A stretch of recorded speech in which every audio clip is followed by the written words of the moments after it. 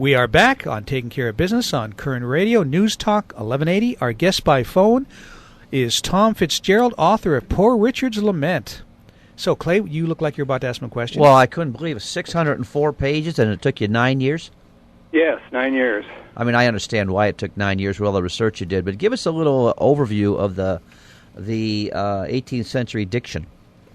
Okay, they spoke very differently back then, and it's a rich diction in that there's a lot going on with it. There can be subtleties. It was often ironic. It was not erotic, but ironic. Well, it's probably erotic too. But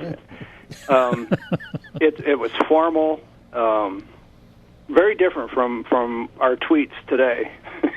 Well, how did we get away from it if it was so perfect? I know language evolves. It's just language is a really fascinating subject, and how it does evolve. In our time, tweet meant one thing back in Sylvester the Cat and Walt Disney time. Tweet was one of the characters. Tweeter, I guess, was one of the characters. But now tweet means something very different to us. And language just keeps evolving. And the subjunctive case where you say, if I were, nobody does that anymore. Everybody says, if I was. It's fascinating. Over 200 years 300 years since Ben was born, our language has changed enormously. And we have all kinds of vocabulary words now that didn't exist back then. And that's one of the things I had to be careful about, is using modern terms in that context when they didn't exist back then. Yeah, I have a copy in my library of the 1822 Webster Dictionary. Yes. And it's interesting when you use the words in the Constitution and apply them using that dictionary as opposed to our dictionary today, you get totally different meanings. Yes, and that's why interpretation is so difficult, like interpreting the Bible, which has been through several translations, through several languages. Our Constitution was written back in Ben Franklin's time, so its language doesn't necessarily have the connotations that it has today. So you get infinite quarrels over what the correct interpretation is, and there almost isn't one. It's going to be perceived through the eyes of the individuals today. Yeah, that's full employment for liberal attorneys is what it ends up being. Yes.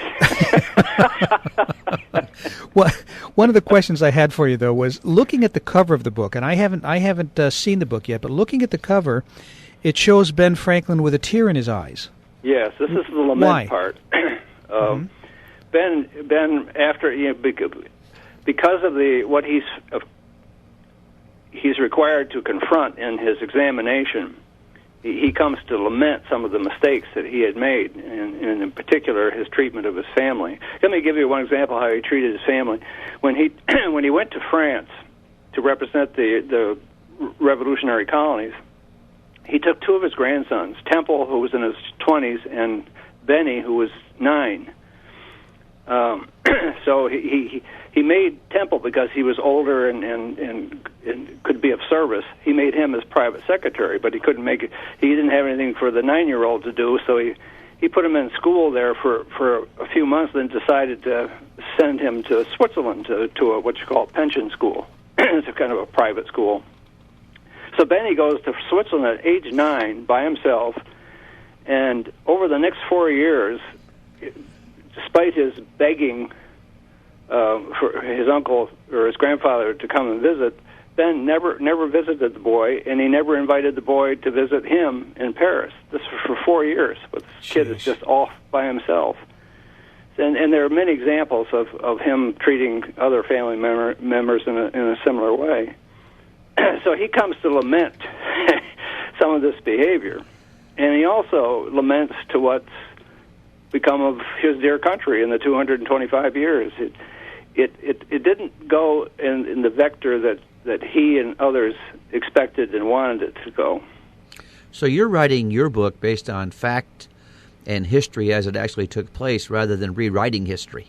That's right. Yes, there's no rewriting of history. Yeah, and one of the charms of the book, I think, one of the utilities of the book is that you can get a whole history lesson. You can get a whole 18th century America history lesson in the context of the book, and it's not a history book that you would encounter in a high school history class, which pretty much inanimate. They teach history very dryly. You get facts and figures. Here it's living. You get Ben Franklin's context. You can't examine a historical figure without bringing in the history. Right. But it's brought in. It has special meaning because it's associated with him in a certain context in a dynamic way. Yeah. Now, one of the things he was known for was his thrift. That famous comment that we talked about earlier. What do you think he would? How do you think he would feel about our national debt? And he would be very upset. I mean, he was Mr. Frugality. He's known as Mr. Industry and Frugality, and those two faces on the same eve. He would see the insanity of what we've allowed to happen to our national treasury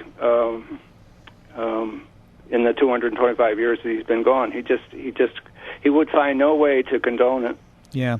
We're having a conversation with Tom Fitzgerald, author of Poor Richard's Lament. Tom, what prompted you to pick on this particular individual to write a book about? Well, that's interesting. Back in 1993, I had just completed sending 3 sons to private liberal arts schools, and my wife through graduate school, and I was really burned out. I had been working 2 or 3 jobs as a technical writer, as a teacher.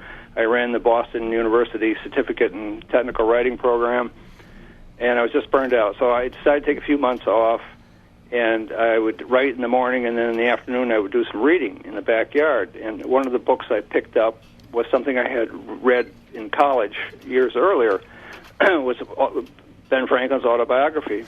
And as I was reading it, a little muse came to lighted it on my shoulder and whispered it in my ear, what if Ben Franklin came back?